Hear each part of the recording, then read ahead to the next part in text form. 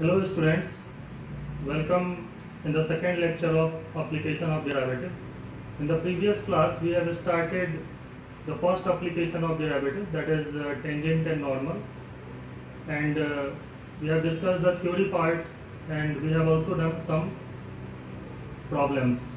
आज फिर से हम लोग कुछ और प्रॉब्लम्स लेकर के इस पे और समझने की कोशिश करते हैं टेंजेंट एंड नॉर्मल के कॉन्सेप्ट को, और फिर और भी जो थ्योरी पार्ट है इस टेंजेंट एंड नॉर्मल में उसको भी डिस्कस करेंगे। ठीक है, तो सबसे पहला जो प्रॉब्लम है that is curve C1 that is given y equal to ex log x and curve 2 that is C2 that is y equal to log x divide by ex intersect at point P which abscissa is less than 1. Find the equation of normal to the curve C1 at point P. तो यहाँ पे जो question है वो आपको समझना है सबसे पहले कि ये दो कर्व हैं जो कि एक दूसरे को इंटरसेक्ट कर रहे हैं कहाँ पे, पॉइंट P पे, और उसी पॉइंट P पे कर्व 1 के ऊपर हमें equation of normal find out करना है। तो जो पॉइंट जहाँ पे ये इंटरसेक्ट किया है वो पॉइंट कैसे फाइंड आउट करते हैं, इन दोनों इक्वेशंस को हम सॉल्व करते हैं तो हमें point of intersection find out हो सकता है। ठीक है, तो सबसे पहले जो स्टार्ट करेंगे इस क्वेश्चन को सॉल्व करना, उसमें हम लोगों का जो कर्व 1 दे रखा है वो कितना दे रखा है, C1 curve that is y equal to ex log x, that is curve 1, and the another curve is y equal to log x upon ex, that is curve 2, equation 2। और finding the point of intersection, की point कैसे निकालोगे आप, इन दोनों को solve करेंगे। So from 1 and 2 we can write ex log x is equal to log x divided by ex। Okay, इस तरीके से हम स्टार्ट करते हैं सॉल्व करना। नेक्स्ट स्टेप में क्या हो जाएगा, ex से बोथ साइड मल्टीप्लाई कर देते हैं तो ये हो जाएगा e square x square log x is equal to log x, and that simply implies that e square x square log x minus log x equal to 0, and from here we can take log x common from both sides, both part, so it is e square x square minus 1 equal to 0, and that simply implies that either log x equal to 0 or e square x square equal to 1. E square x square is minus 1 equal to 0, that will give this, and from here we get x equal to e to the power 0, and that means x is equal to 1. That is one solution. From here we get x square is equal to 1 upon e square, and from here we get x equal to plus minus 1 by e. Since x is lying between 0 to 1, 0 से 1, यहाँ तो लिखा हुआ है क्या, which abscissa is less than 1, abscissa क्या है, 1 से कम है। लेकिन यदि आप ध्यान से देखें तो y जो फंक्शन है वो क्या है, ex log x, और log x का जो डोमेन होता है, मतलब इस तरीके के जो फंक्शन होंगे उसमें x की वैल्यू क्या होगी, ग्रेटर देन 0 होती है, ये हमें पता होना चाहिए। तो जो फंक्शन है हमारा y that is ex log x, उसमें x तो निगेटिव हो ही नहीं सकता, दैट मीन 0 से बड़ा नंबर ही इन दोनों फंक्शंस का डोमेन है। तो इसलिए 1 से तो कम है लेकिन 0 से भी ज्यादा होगा, तो यहाँ से हमारा जो है ना वो एक ही नंबर हमें मिलता है जो कि 0 से 1 के बीच में हो, that is 1 by, minus of 1 by क्या हो जाएगा, 0 से कम हो जाएगा, जो कि पॉइंट ऑफ इंटरसेक्शन नहीं हो सकता। क्यों, क्योंकि जो डोमेन है इस फंक्शन का वो क्या है, x ग्रेटर देन 0 है। नेक्स्ट स्टेप हम स्टार्ट करते हैं सॉल्व करना। तो यहाँ पे देखिए अब जो पॉइंट होगा x यदि 1 बाई ई है, when x is 1 by E,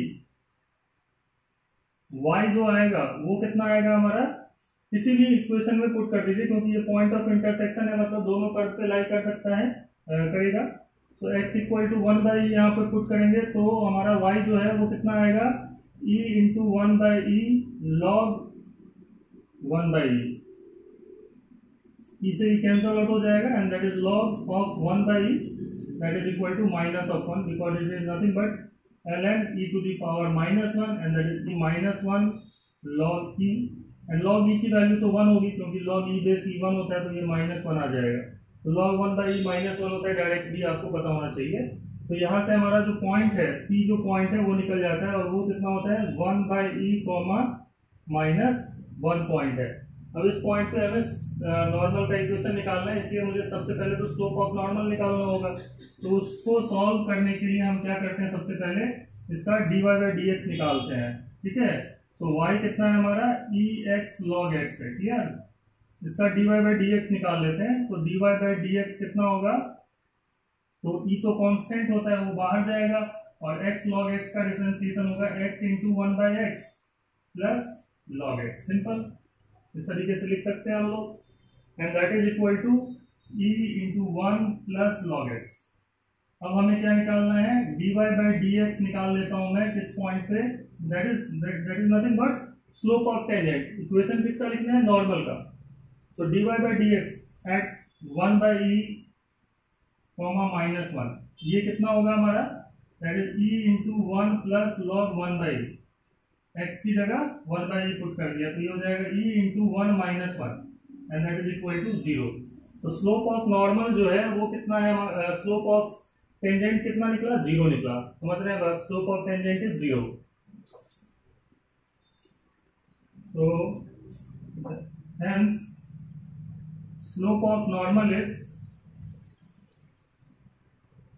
obviously infinity. यदि स्लोप ऑफ टेंजेंट 0 है, मतलब वो लाइन जो है वो एक्स एक्सिस के पैरेलल है, tangent is parallel to x axis, that means normal क्या होगा, वाई एक्सिस के पैरेलल होगा, या you can say that perpendicular to x axis होगा। तो उस कंडीशन में स्लोप ऑफ नॉर्मल हो जाता है इंफिनिटी, है ना। और इस केस में इक्वेशन ऑफ नॉर्मल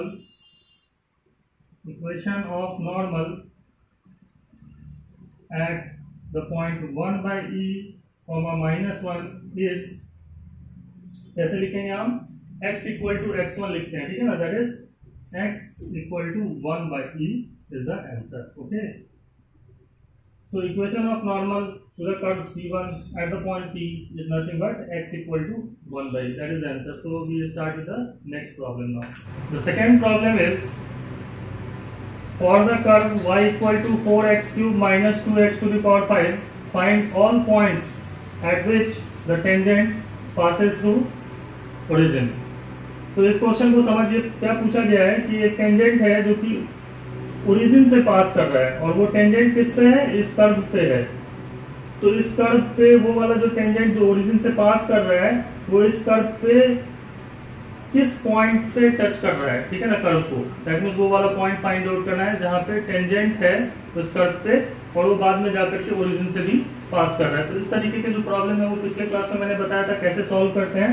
सबसे पहले स्टार्टिंग करते हैं हम लोग इस तरीके से, late x1 y1 is a point to the curve y equal to 4x cube minus 2x to the power 5। सबसे पहले एक पॉइंट जो है वो एज्यूम कर लेना चाहिए x1 y1 जो कि कर्व पे है। ठीक है, let x1 y1 is a point to the curve y equal to 4x cube minus 2x to the power 5, at which the tangent to this point pass through origin। ये हमने assume कर लिया, मैंने late कर लिया कि एक point है इस कर्व के ऊपर जो कि x1 y1 है, उस पॉइंट पे जो टेंजेंट होगा वो ओरिजिन से पास कर रहा है। क्लियर, y कितना है हमारा, 4x cube minus 2x to the power 5 है। तो dy बाई डी एक्स निकालते हैं, तो dy by d x that is equal to 4 3 12 x square minus 10x to the power 4। ये आपका आ जाएगा dy बाई डी एक्स। मुझे dy by d x that is slope of tangent at point P, इसको P लिख लेते हैं। ठीक है ना, P x1 y1 is equal to dy by d x at x1 y1 and that is equal to 12x1 square minus 10x1 to the power 4। ये आ जाएगा, समझ रहे हैं बात।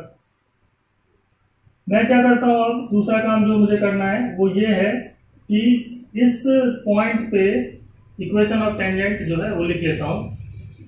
So equation of tangent eight the point P, equation of tangent at point P, x1 comma y1 is, वो कितना होगा, y minus y1 equal to slope of the tangent and that is 12x1 square minus 10x1 to the power 4 times x minus x1। ये आपका equation of tangent होगा x1 y1 point पे। और यहाँ पे आप ध्यान से देखिए तो ये जो इक्वेशन है वो हमें फाइंड आउट तो हो गया है, लेकिन हमें क्वेश्चन में क्या दिया हुआ है कि x1 y1 पॉइंट पे जो टेंजेंट होगा वो कहां से पास कर रहा है, ओरिजिन से पास कर रहा है। So as this line pass through origin,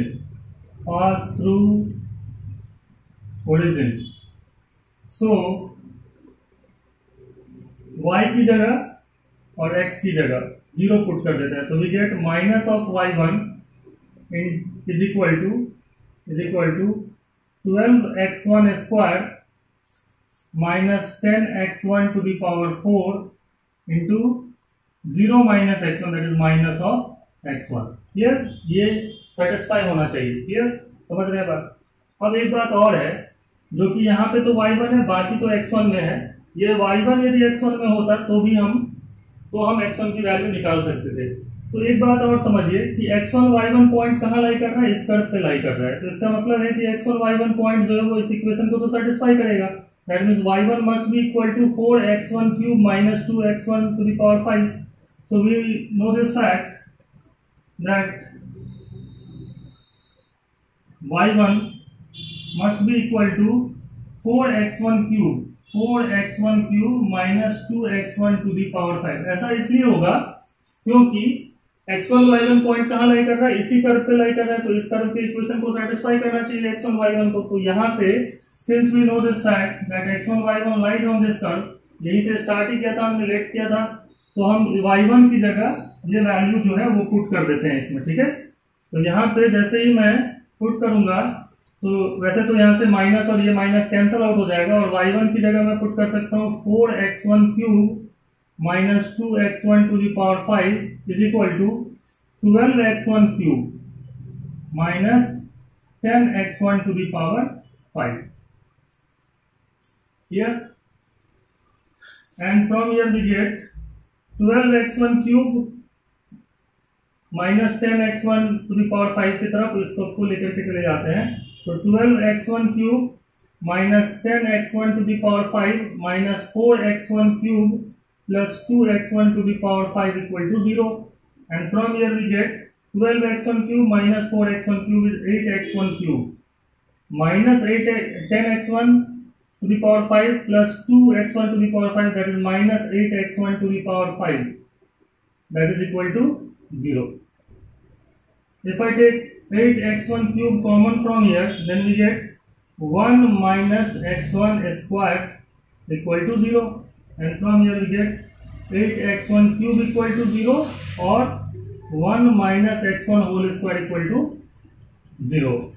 From here we get x1 equal to 0 is one solution from here, and from here we get x1 is equal to plus 1 or minus 1. Okay, so there are three values of x1, that is 0, plus 1 and minus 1, and the curve which is satisfied by x1 and y1 is 4y1 is equal to 4x1 cube minus 2x1 to the power 5.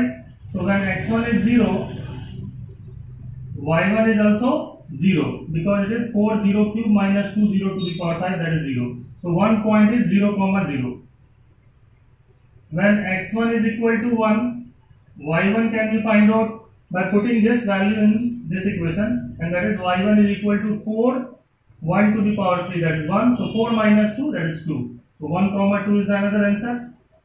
When x1 is equal to minus of 1, y1 is equal to minus 4 plus 2, that is minus of 2, that is 4 into minus cube, minus 1 cube, that is minus 4, minus 2 into minus 1 to the power 5, that is minus 1. So minus 4 plus 2, -4 plus 2 is -2.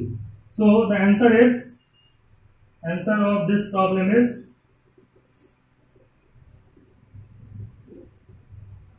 first point is 0, 0. The another point is 1, 2. And the third point is -1, -2. कुछ concept और भी हैं जो कि हम discuss कर रहे हैं अब। सबसे पहले तो ये कुछ ऐसे कॉमन फंक्शंस हैं जिनको हम पैरामेट्रिक फॉर्म से बहुत इजीली सॉल्व कर सकते हैं। यदि हम इसको डिफरेंशिएशन के थ्रू सभी प्रॉब्लम को सॉल्व करने की कोशिश करें डायरेक्ट डिफरेंशिएशन से तो मुश्किल होता है, बट पैरामेट्रिक फॉर्म में यदि हम इसको कन्वर्ट कर लेते हैं तो इस तरीके के जो कर्व होते हैं उनको हम आसानी से सॉल्व कर पाते हैं। तो some common parametric coordinates on a curve, जैसे कि सबसे पहला देखिए for x to the power 2/3 plus y to the power 2/3 equal to a to the power 2/3, ये कर्व है जिसपे यदि हम पैरामेट्रिक फॉर्म में सॉल्व करना चाहते हैं तो हम पैरामेट्रिक कोऑर्डिनेट इसका क्या लेंगे, x equal to a cos cube theta plus y equal to a sin cube theta. ठीक है ना। वैसे भी यदि आप इसको इसमें पुट करेंगे तो cos square theta plus sin square theta जो है वो कॉमन आ जाएगा और a टू द पावर 2/3 जो है वो आउटकम में आ जाएगा, क्योंकि cos स्क्वायर थीटा बचेगा और एक sin स्क्वायर थीटा इधर बचेगा। पुट करके आप देखो a cos क्यूब थीटा यहाँ पे तो a का पावर 2/3 cos स्क्वायर थीटा हो जाएगा। cos क्यूब थीटा का पावर 2/3 है तो 3 कैंसिल हो जाएगा तो cos स्क्वायर थीटा उधर उसी तरीके से वहां पे आ जाएगा a to the power 2/3 sin square theta. तो cos square theta plus sin square theta जैसे 1 होता है तो इसको सेटिस्फाई कर रहा है ये पैरामेट्रिक फॉर्म। तो हम इस तरीके से याद रख सकते हैं और आसानी से खुद भी सब्स्टिट्यूट करते हुए ध्यान रख सकते हैं। Similarly root x plus root y equal to root a है तो x की जगह यदि हम a cos to the power 4 theta और y की जगह a sin to the power 4 theta put कर दें तो फिर से cos square theta plus sin square theta जैसे कि 1 होता है तो इसको सेटिस्फाई कर देगा। तो ये पैरामेट्रिक फॉर्म है जो कि इस तरीके के प्रॉब्लम में आसानी से हम ले करके सॉल्व कर सकते हैं क्वेश्चन को। एक और फॉर्म जो कि इस टाइप का होता है x to the power n a to the power n plus y to the power n b to the power n where n is any number, ये इक्वल टू 1 दिया हुआ है। इस तरीके का कर्व है। ठीक है ना। अब इसका डिफरेंशिएशन करना यदि m जो है वो डिफरेंट वैल्यूज हो, ज्यादा बड़ा वैल्यू हो तो डिफरेंशिएशन जो है वो बहुत मुश्किल हो जाता है सॉल्व करना। तो आसानी से इसके पैरामेट्रिक फॉर्म में लिख सकते हैं। जैसे जो भी n का वैल्यू है उसी तरीके से आपको लेना है यहाँ पे x equal to a sin theta whole to the power 2/n, क्योंकि पावर में इधर n है 2/n लेंगे तो sin स्क्वायर थीटा बचेगा। ठीक है। और y कितना लेना है b cos theta whole to the power 2/n, तो इसका वैल्यू 1 आ जाएगा। समझ रहे हैं बात, मतलब इसको सेटिस्फाई कर देगा। तो इस तरीके से आप याद रख सकते हैं। ये फोर्थ नंबर जो है वो है c square multiplied by x square plus y square equal to x square y square. यहाँ पे x square plus y square है, यहाँ x square into y square है, इधर एक मल्टीप्लिकेशन में एक कांस्टेंट है दैट इज c स्क्वायर। ठीक है ना। c sec theta y equal to c cos theta यहाँ पे हमें पुट कर लेना चाहिए। क्या करना चाहिए, x की जगह पे c sec थीटा और y की जगह पे c cos थीटा जब आप पुट करोगे तो ये सेटिस्फाई हो जाता है, बोथ साइड इक्वल हो जाता है। तो इस तरीके से हम जो है वो इस पैरामेट्रिक फॉर्म का यूज करेंगे इस तरीके के फॉर्मेट में जब कर्व दिया हुआ हो तो। और इसके लिए आपको याद रखना है थोड़ा सा कि कर्व का कैसा नेचर है और उस तरीके से लास्ट जो कि ये, क्योंकि ये सब कुछ कॉमन कर्व्स हैं, मतलब ये रिपीटेडली यही इसी में से क्वेश्चन पूछे जाएंगे यदि पूछे जाएंगे तो। For y square equal to x cube take x equal to t square and y equal to t cube, ये इसका पैरामेट्रिक फॉर्म है जहाँ पे टी तो ऑब्वियसली इस बात है पैरामीटर है, रियल नंबर है कोई सा भी। तो ये 5 जो कर्व हैं वो मैक्सिमम प्रोबेबिलिटी इन्हीं की होती है कि ये कर्व जो है वो आपको पूछे जाते हैं क्वेश्चंस के अंदर, जिसमें आपको equation of normal, equation of tangent पूछा जा सकता है इसके किसी पर्टिकुलर पॉइंट पे। तो आपको डिफरेंशिएशन करना होता है तो पैरामेट्रिक फॉर्म से आप आसानी से इसको डिफरेंशिएट करते हुए सॉल्व कर सकते हैं और उसके लिए ये कुछ पैरामेट्रिक फॉर्म है जो कि याद रखना है। ठीक है। The next concept in tangent and normal is finding the angle of intersection of 2 curves. 2 curve यदि इंटरसेक्ट कर रहे हैं, मान लीजिए कि एक कर्व इस तरीके से है और दूसरा कर्व जो है वो इस तरीके से है। ठीक है ना। ये कर्व 1 है और ये कर्व 2 है। ये दोनों जो है वो एक जो कर्व है वो इंटरसेक्ट कर रहे हैं पॉइंट P पे। ठीक है। अब यहाँ पे मुझे एंगल ऑफ इंटरसेक्शन निकालना है। तो एंगल ऑफ इंटरसेक्शन क्या होता है समझिए, ये रहा हमारा कर्व 1, तो कर्व 1 पे जो होगा वो एक टेंजेंट होगा पॉइंट P पे, ठीक है। उसी तरीके से कर्व 2 जो है उस पे भी एक इसी सेम पॉइंट P पे एक टेंजेंट होगा। इनके बीच में जो एंगल बनता है, मान लीजिए वो थीटा है, इसी थीटा एंगल को हम क्या कहते हैं, angle of intersection of this two curves, है ना। So we will define this angle of intersection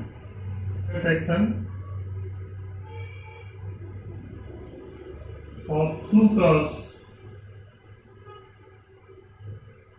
is the angle between their tangents at the point of intersection। Point of intersection पे जो tangents होंगे उनके बीच में जितना एंगल होगा उतना ही एंगल हम कहते हैं कि उस कर्व का है उस पॉइंट ऑफ इंटरसेक्शन पे, that is called angle of intersection. इसी एंगल को एंगल ऑफ इंटरसेक्शन कहते हैं। तो जैसे मान लीजिए कि ये जो है ना कर्व 1 है, और कर्व 1 का जो स्लोप है, मतलब कर्व 1 के पॉइंट P पे जो स्लोप ऑफ टेंजेंट है दैट इज मान लीजिए m1 है, इसका स्लोप m1 है, जो कि हम कह रहे हैं ये कर्व 1 है तो that is dy1/dx, y1 curve मान लेते हैं इसको, ठीक है। उसी तरीके से ये कर्व 2 है, ये वाला कर्व 2 है, तो इसका जो स्लोप है मान लीजिए इसका m2 है एंड दैट इज dy2/dx, मतलब y1 y2 दो कर्व है, ऐसे हम समझ रहे हैं। तो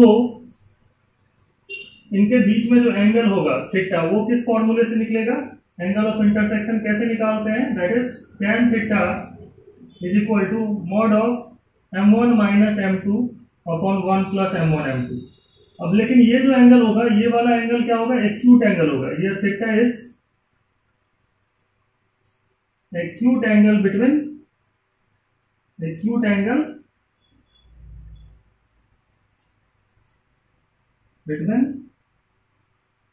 the tangents and that is called angle of intersection. समझ रहे हैं बात, इसी को एंगल ऑफ इंटरसेक्शन कहा जाता है। जो एक्यूट एंगल होता है उसी को हम एंगल ऑफ इंटरसेक्शन कहते हैं। वैसे तो दूसरा एंगल भी बनेगा 180 डिग्री माइनस थीटा बन रहा है, समझ रहे हैं बात। यहाँ पे जो एंगल बनेगा वो कितना होगा, 180 डिग्री माइनस थीटा। तो अब एक्यूट एंगल बनता है थीटा, और ऑब्ट्यूज एंगल पूछा जाए तो यहाँ से निकाल करके उसको 180 में से माइनस कर लेना है, समझ रहे हैं बात। तो इस तरीके से ये कॉन्सेप्ट है कि हम एंगल ऑफ इंटरसेक्शन दो कर्व का कैसे निकालेंगे। तो डिफरेंशिएशन को यूज करके हम दोनों टेंजेंट का स्लोप निकाल लेते हैं इस पॉइंट P पे। मान लीजिए P पॉइंट x1 y1 है या अल्फा बीटा है, तो अल्फा बीटा पे कर्व 1 पे हम स्लोप ऑफ टेंजेंट निकाल लेंगे, कर्व 2 पे भी अल्फा कॉमा बीटा पॉइंट जो P है पॉइंट उस पे स्लोप ऑफ टेंजेंट निकाल लेंगे, और उनके बीच में एंगल जो है वो इस फॉर्मूले से निकाल लेंगे, जहां से थीटा जो है वो हमारा ऐसे निकलेगा, that is tan inverse m1 minus m2 upon 1 plus m1 m2। अब बात आती है कि जो यदि मान लीजिए यहाँ पे m1 इंटू m2 माइनस 1 के बराबर हो, ठीक है ना, इफ स्पेशल केस है कि यदि m1 into m2 is equal to minus 1 then the angle is 90 degree, है ना। एंगल ऑफ इंटरसेक्शन कितना होगा, 90 डिग्री होगा, ठीक है ना। That means then curve intersection is right angle, or you can simply say that 90 degree. तो curve में एंगल ऑफ इंटरसेक्शन 90 डिग्री कब होगा, जब m1 इंटू m2 माइनस 1 होगा, मतलब इस कर्व का और इस कर्व का जो स्लोप्स हैं उनका मल्टीप्लिकेशन -1 हो जाए, ठीक है ना। तो ये कॉन्सेप्ट बन जाता है। अब दूसरा क्या होता है कि m1 इक्वल टू m2 हो जाए, मतलब m1 m2 के बराबर हो जाए, और ये कब होता है, जब दो कर्व एक दूसरे को टच करते हैं, ठीक है ना। मान लीजिए कि एक कर्व है इस तरीके से और दूसरा कर्व जो है वो इस तरीके से है, ठीक है, ऐसे, और ये P पॉइंट पे इंटरसेक्ट तो नहीं कर रहे हैं लेकिन एक दूसरे को टच कर रहे हैं। तो यहाँ जो टेंजेंट होगा वो क्या होगा, एक ही होगा, समझ रहे हैं बात। इस P पॉइंट पे कर्व 1 हो या कर्व 2 हो, दोनों पे ही यदि हम P पॉइंट पे टेंजेंट की बात करें तो सेम है। तो m1 इक्वल टू m2 हो जाए if m1 is equal to m2, if m1 is equal to m2 हो जाता है, that simply implies there is the curves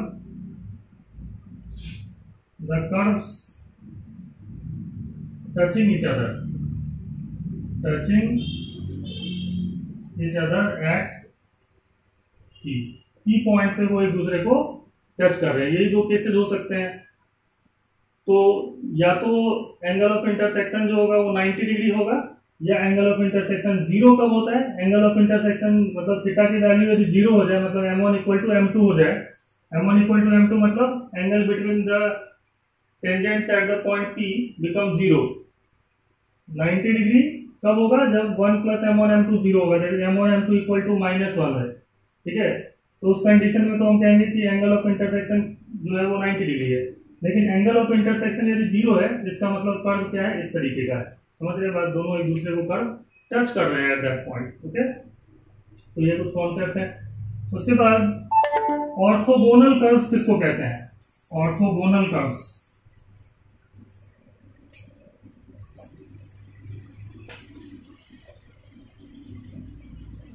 orthogonal curves,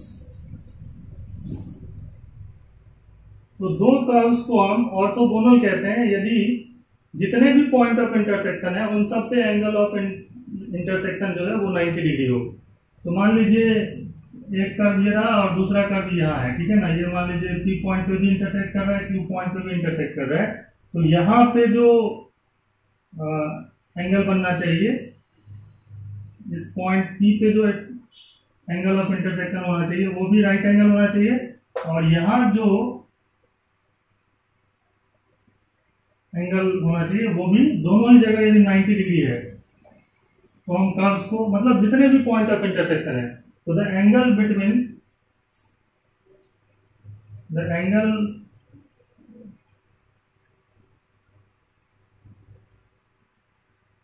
of intersection, the angle of intersection, if angle of intersection at each point of intersection,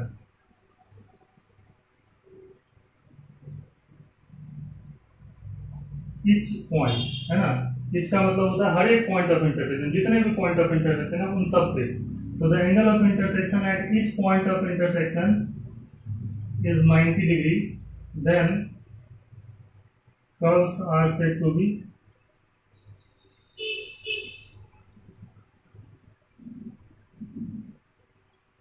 orthogonal curves।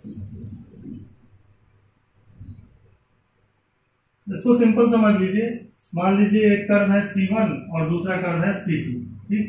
अब ये दोनों curves को orthogonal कब कहेंगे, तब कहेंगे जब दो पॉइंट, मान लीजिए पॉइंट ऑफ इंटरसेक्शन दो है, तीन भी होते हैं किसी किसी में, तो उन तीनों पॉइंट पे चेक करना होगा कि तीनों जगह 90 डिग्री बना या नहीं। ठीक है, अब यदि हम बात कर रहे हैं इस फिगर में, तो दो पॉइंट ऑफ इंटरसेक्शन मुझे दिख रहे हैं, तो P पे भी 90 डिग्री बनना चाहिए, angle of intersection eight the point P must be 90 degree, and Q point पे भी एंगल ऑफ इंटरसेक्शन 90 डिग्री होगा। तभी हम कर्व 1 और कर्व 2 को क्या कहेंगे, ऑर्थोगोनल कर्व्स कहेंगे। यदि एक पे 90 डिग्री है लेकिन दूसरे पे 90 डिग्री नहीं है, तो वो दोनों कर्व्स ऑर्थोगोनल नहीं कहलाते हैं। तो ये कॉन्सेप्ट है कि if angle of intersection at each point of intersection is 90 degree, then curves are said to be orthogonal. We start with the problem of finding angle of intersection between the two curves, or you can say that angle between the two curves. So find the angle between the curves 2y square equal to x cube and y square equal to 32x. यहाँ पे ये दोनों ही जो है वो given curves के equation है। तो सबसे पहले जब इस तरीके से कर्व के बीच में एंगल निकालना हो तो क्या करते हैं, हम point of intersection of to curves निकाल लेते हैं, यदि पॉसिबल हो तो, है ना। यदि नहीं पॉसिबल है तो हम लेट कर लेते हैं कि क्योंकि कभी कभी दो कर्व ऐसे दिए होते हैं जिनका पॉइंट ऑफ इंटरसेक्शन इजीली नहीं निकाला जा सकता या इम्पॉसिबल होता है फाइंड आउट करना। तो उस कंडीशन के अंदर हम लोग जो है वो पॉइंट लेट कर लेते हैं कि let x1 y1 is a point of intersection of this two curve, और फिर आगे स्टार्ट करते हैं। लेकिन यदि पॉसिबल हो फाइंड आउट करना, करते दोनों कर्व को सॉल्व ये करके हम पॉइंट ऑफ इंटरसेक्शन निकाल ले सकते हैं, तो हम निकाल लेते हैं सबसे पहले। तो यहाँ पे इस क्वेश्चन को सॉल्व करने के लिए जो पहला इक्वेशन दिया हुआ है वो है 2y square equal to x cube, that is first equation of curve, and another equation is y square equal to 32x, that is second equation. From 1 and 2 इन दोनों को यदि हम सॉल्व करें तो हमारे पास आएगा कितना, इसके इन दोनों में सब्स्टिट्यूशन के थ्रू y स्क्वायर की जगह 32x पुट कर देता हूँ, तो ये हो जाएगा 2 into 32x equal to x cube. समझ रहे हैं बात?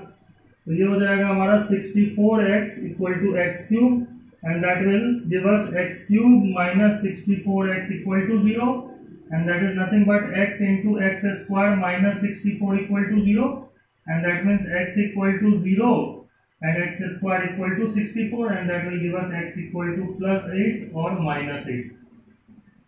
x की वैल्यू क्या आ गई, 8 या तो minus 8। x यदि 0 होगा तो y की वैल्यू क्या होगी, 0 होगी। ये बात तो मुझे समझ में आ रही है। x यदि 8 होगा तो y का जो वैल्यू है वो निकाल सकते हैं हम लोग, और x यदि minus 8 होगा तो भी y की वैल्यू निकाली जा सकती है। तो सबसे पहले हमारे पास जो पॉइंट है when x is 8, किसी भी दोनों कर्व में हमें देखना होगा कि वो सेटिस्फाई होना चाहिए, ठीक है। तो x यदि 8 के बराबर है तो क्या होगा, इस वाले में पुट करते हैं 2y square equal to x cube, तो that means y square is equal to 8 to the power 3 divided by 2, and that is equal to 8 into 8 into 8 divided by 2, that is 2 4 जा 8, 8 8 जा 64, 64 into 4 is 256, so y square equal to 256, and that simply implies that y is equal to plus minus 16। y कितना आ रहा है, plus minus 16 आ रहा है। समझ रहे हैं बात? अब आप x की वैल्यू माइनस 8 इसलिए नहीं हो सकती है क्योंकि x यदि माइनस 8 होगा तो y जो है वो नहीं निकाला जा सकता, क्योंकि y स्क्वायर कितना हो जाएगा, नेगेटिव, और y स्क्वायर तो नेगेटिव होता ही नहीं है, तो ये सॉल्यूशन तो गलत है, माइनस 8 पॉसिबल नहीं है। तो हमारे पास जो सॉल्यूशन आता है वो आता है x equal to 0, y equal to 0, ये पहला सॉल्यूशन। दूसरा आता है x इक्वल टू 8 लेंगे आप, तो एक तो y का वैल्यू 16 हो सकता है, और तीसरा पॉइंट हो सकता है x यदि 8 लेंगे तो y की वैल्यू माइनस 16 हो सकती है। तो ये 3 पॉइंट हमें मिल जाते हैं जहां पे हम एंगल निकाल सकते हैं। तो सबसे पहला जो नेक्स्ट काम हमें करना है, यहाँ पे इन पॉइंट ऑफ इंटरसेक्शन पे एंगल निकालना है, तो हम dy by dx निकाल लेते हैं दोनों कर्व का। तो पहला जो कर्व है वो है हमारे पास 2y स्क्वायर, इसको कर्व 1 लिख लेता हूँ, और इसका स्लोप ऑफ टेंजेंट निकाल लेता हूँ कहाँ पे, 0 0 पे, हर पॉइंट पे। तो पहले एक पे मैं दिखा देता हूँ और फिर बाकी आप कर सकते हैं खुद से। तो ये हो जाएगा 2, डिफरेंशिएशन कैसे होगा, 2 times dy square by dx is equal to d of x cube by dx, इसका डिफरेंशिएशन हो जाएगा 2 into 2y dy by dx is equal to 3x square, and from here we get dy by dx is equal to 3x square divided by 4y। ये dy by dx कितना हो गया, 3x square divided by 4y। तो ये जो point है dy by dx equal कितना आया, 3x स्क्वायर अपॉन 4y आया है। तो इस जगह पे यदि हम dy बाई dx निकालते हैं कहाँ पे, x equal to 0, y equal to 0 पे, तो वो जो है वो एग्जिस्ट नहीं कर रहा है, ठीक है ना। समझ रहे हैं बात? कितना है, 3x square upon 4y square है, तो x equal to 0, y equal to 0 point पे इसका जो है वो dy बाई dx एग्जिस्ट ही नहीं कर रहा है। दूसरा देखते हैं x equal to 8, y equal to 16 पे निकाल करके देखते हैं। तो दैट मींस यहाँ पे टेंजेंट तो पुट हो ही नहीं सकते, तो उनका जो एंगल ऑफ इंटरसेक्शन है वो भी कर्व पे इस पॉइंट पे नहीं निकाला जा सकता है। समझ रहे हैं बात? फिर दूसरा पॉइंट देखते हैं x equal to 8, y equal to 16 पे, तो dy बाई dx एट 8,16 निकाल लेते हैं, किसका, फॉर कर्व 1 के लिए निकाल रहे हैं, ठीक। तो ये हो जाएगा हमारा 3 into 8 square divided by 4 into 16, तो ये हो जाएगा हमारा 3 into 8 divided by 4 into 8 into 2 लिख सकते हैं। 8 से 8 कैंसिल होगा, 4 इंटू 2 8 होता है, तो वो भी कैंसिल आउट हो गया, 3 आया। और इसको मैं m1 लिख लेता हूँ, कर्व 1 का स्लोप है 8,16 पॉइंट पे। दूसरा जो कर्व है वो है हमारा y square equal to 32x, that is curve 2, और इसका डिफरेंशिएशन होगा 2y dy by dx equal to 32, and from here we get dy by dx is equal to 16 upon y. तो यहाँ पे जब हम निकालेंगे dy by d curve second के लिए dy by dx एट 8,16 जो है वो जब निकालेंगे तो वो आएगा 16 by 16 and that is 1. Clear? तो दैट इज m2 कितना आया है, सेकंड कर्व का स्लोप ऑफ टेंजेंट एट 8,16 1 है. तो इनके बीच में एंगल निकालना है. तो अब मैं थोड़ा सा पता मुझे चल गया है क्या है, एक तो 3 है, m1 की वैल्यू 3 है और m2 की जो वैल्यू है वो 1 है. तो इनके बीच में एंगल एट 8,16 निकाल करके देखते हैं. तो angle let angle between the curves is theta.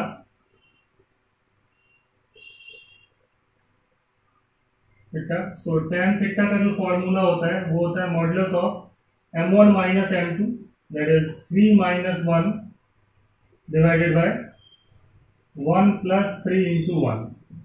m1 minus m2 upon 1 plus m1 m2, and that is 2 divided by 1 plus 3, that is 4, and that is equal to 1 by 2. So theta is equal to tan inverse 1 by 2 is the answer. ये 8,16 point पे ये जो है वो angle between this two curves है. बाकी जो points हैं 8,-16 इस पे भी हम इसी तरीके से फाइंड आउट कर सकते हैं. और